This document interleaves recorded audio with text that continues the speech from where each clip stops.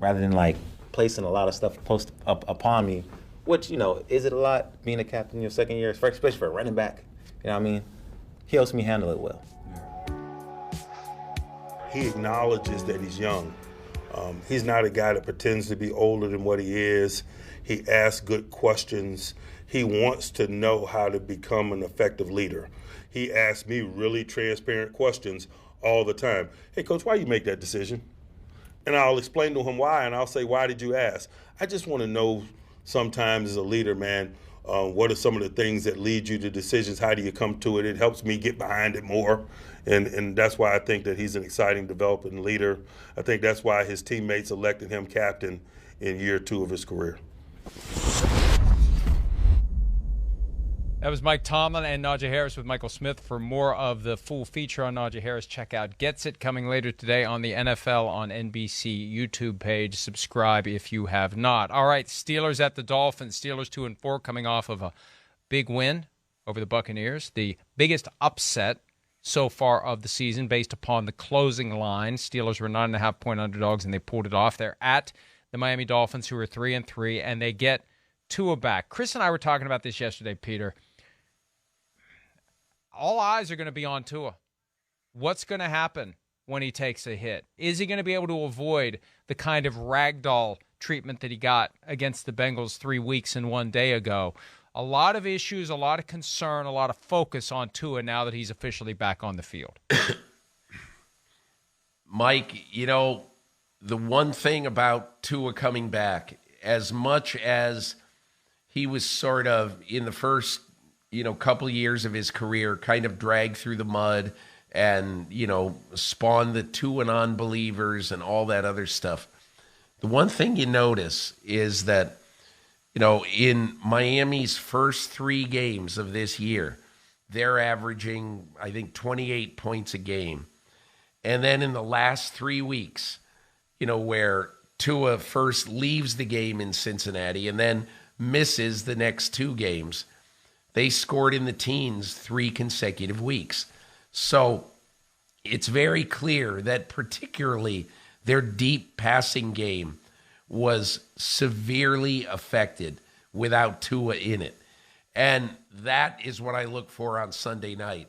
I think that Mike McDaniel is going to let loose in this game, and I'll be surprised if this isn't a very productive game for both Jalen Waddle and Tyreek Hill.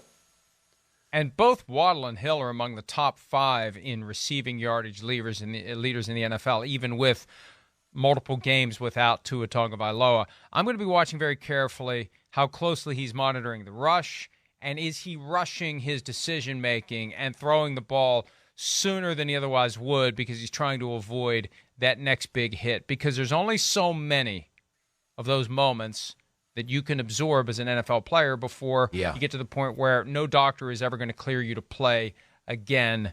And hopefully it doesn't get to that for Tua. Hopefully he can protect himself and avoid those kinds of hits. The Jets 4-2 at the Broncos 2-4. Russell Wilson, limited in practice both Wednesday and Thursday. Had a walkthrough on Wednesday coming off of the Monday night loss to the Chargers. Split reps yesterday with Brett Rippon. Hamstring requires time and rest. Wilson said he's got Wolverine blood and he heals quickly. Broncos are somehow 1-point favorites over the 4-2 Jets. I still don't get that. The Jets defense sacked Aaron Rodgers 4 times last week, and he's healthy. If Russell Wilson plays, it could be a long day again for the Denver offense, Peter. What did you say the line on this game was? Broncos favored by 1. I mean, who makes these lines? Elmer Fudd? I mean,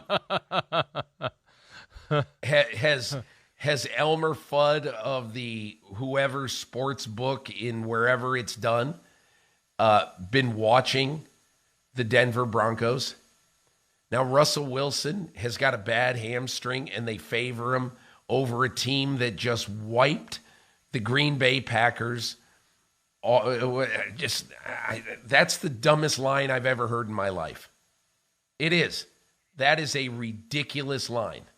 But be that as it may, the one thing about this game... Peter, anytime I see that, I think it's a trap.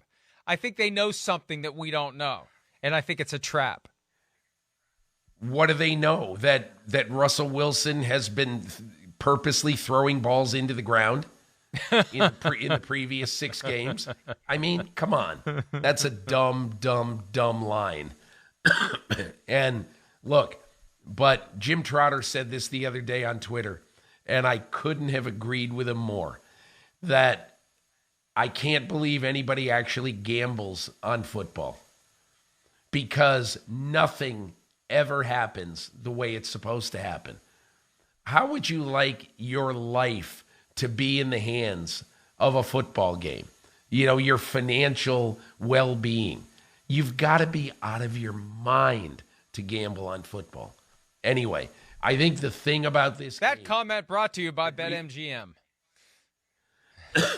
the thing that really interests me about this game is Breece Hall, because he looks like, look, when is the last time a team has ever had the offensive rookie of the year and defensive rookie of the year? I mean, Sauce Gardner's the leader in the clubhouse on the defensive side. Breece Hall has a couple more games like he's had recently. He's going to be a 1,200-yard back. So I just think, I don't know how you stop that running game, even though Denver has got a good defense, a top 5 to 8 NFL defense. But, man, I'll tell you what, the Jets really impressed me the last couple of weeks. Hey, Peter, I agree with you on your assessment of Gardner and Hall, but the Seahawks have Tariq Woolen and Ken Walker III, and so we'll see how the rest of the season goes. But they're in that same boat where they got a great rookie corner and a great rookie running back, and it's all Ken Walker now that Rashad Penny's out.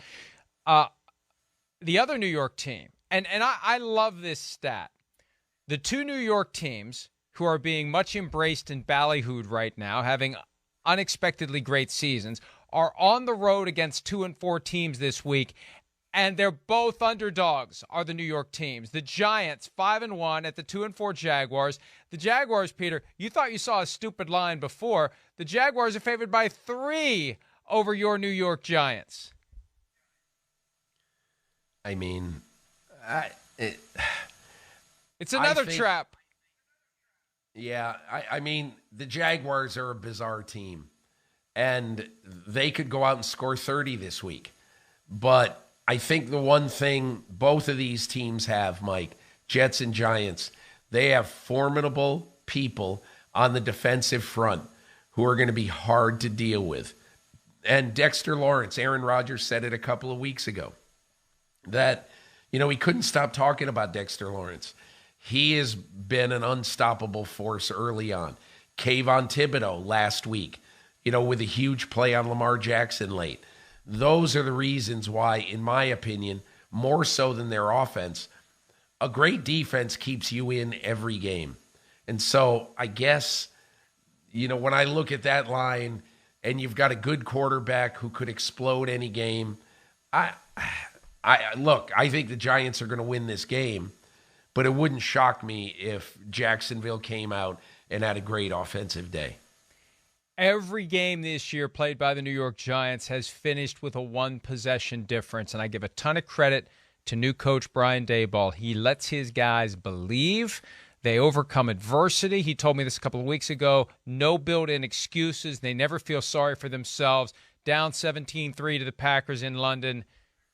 They just keep going, and the next thing you know, they win the game. Down late to the Ravens, they just keep going. They win the game. They've been very impressive, and they're at 5-1, and we'll see. We'll see if they can get to 6. Mike, can I tell you one final thing on this? One final thing about Daboll. Early on in my career, for 4 years, I covered the Giants. And Bill Parcells, in those days, was exactly what Brian Daboll is today. And, Bill Parcells always used to say when you would bring up, oh, this guy's hurt, that guy's hurt, that guy, whatever. He said this to me 100 times. He said, Peter, nobody cares. Nobody cares. Just go out and play the game.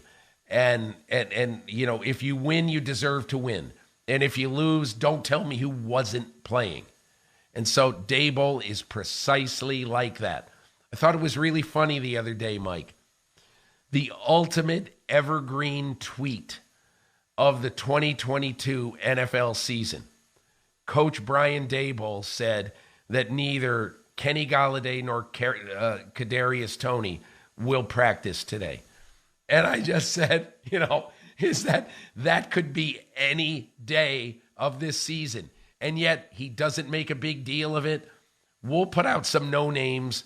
We'll have somebody with a receiver number on who will go out for passes for Daniel Jones this week. Don't worry about it. We'll figure it out. And they have figured it out. Hi, it's Mike Florio. Thanks for watching PFT on YouTube. Hit subscribe for the latest news and analysis from Pro Football Talk.